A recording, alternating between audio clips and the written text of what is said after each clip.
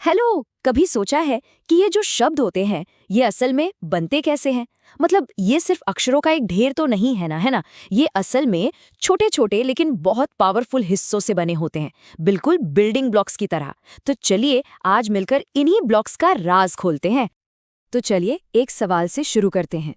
Screen पर दो शब्द हैं, अनक्लियर और प्रीव्यू। पहली नज़र में तो दोनों बिल्कुल अलग लगते हैं, है ना?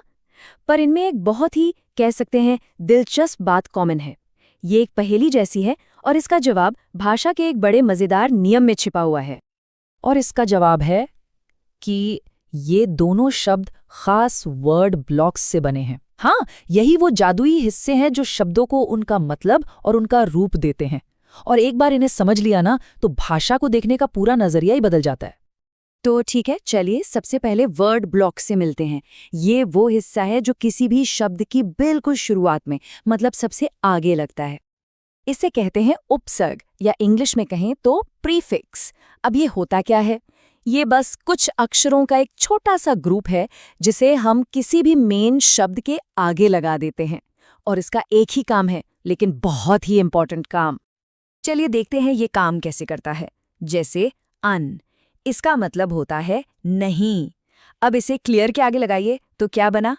अनक्लियर, यानी जो साफ ना हो, है ना? सिंपल।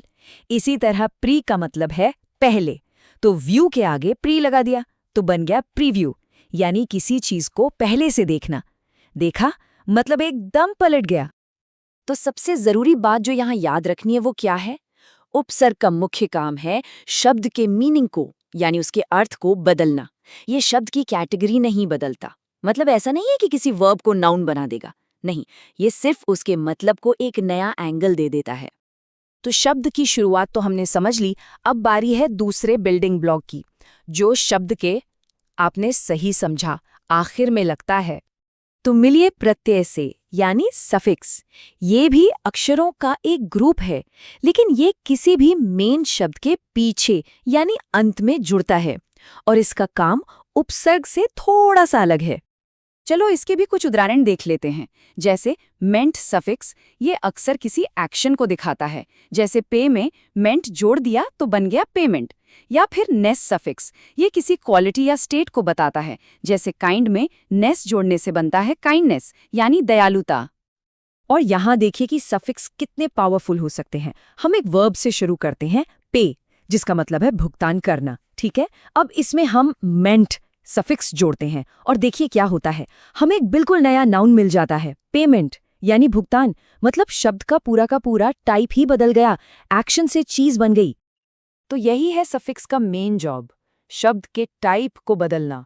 ये एक वर्ब को नाउन बना सकता है या एक एडजेक्टिव को एडवर्ब।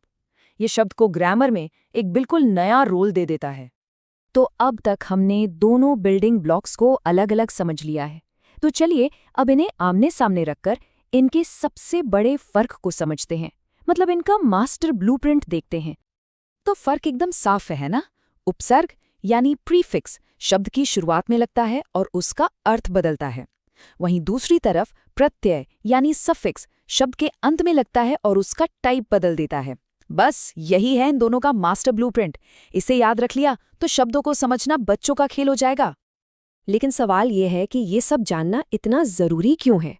भाई, ये सिर्फ ग्रामर का कोई बोरिंग नियम नहीं है, ये असल में एक सुपर पावर है। ये ज्ञान नए और मुश्किल शब्दों को भी तेजी से समझने की ताकत देता है। सोचिए, जब किसी शब्द के टुकड़ों को कोई पहचान लेता है तो उसका मतलब निकालना कितना आसान हो जाता है। इससे शब्दावली तो बढ़ेगी ही, साथ ही भाषा में जो छिपे हुए पैटर्न्स हैं वो भी साफ साफ दिखने लगेंगे। आखिर में ये सारी बात इस एक लाइन पर आकर टिक जाती है। जब हम किसी चीज के हिस्सों को, उसके पार्ट्स को समझते हैं तो हम उस पूरी चीज को ज्यादा बेहतर तरीके से समझ पाते हैं, और शब्द भी बिल्कुल ऐसे ही हैं। तो अब जब ये पैटर्न इतना साफ हो गया है तो सोचने वाली बात ये है कि वो पहला शब्द कौन सा होगा जिसे इस नए चश्मे से देखा जाएगा, जिसे उसके हिस्सों में तोड़कर समझने की कोशिश होगी।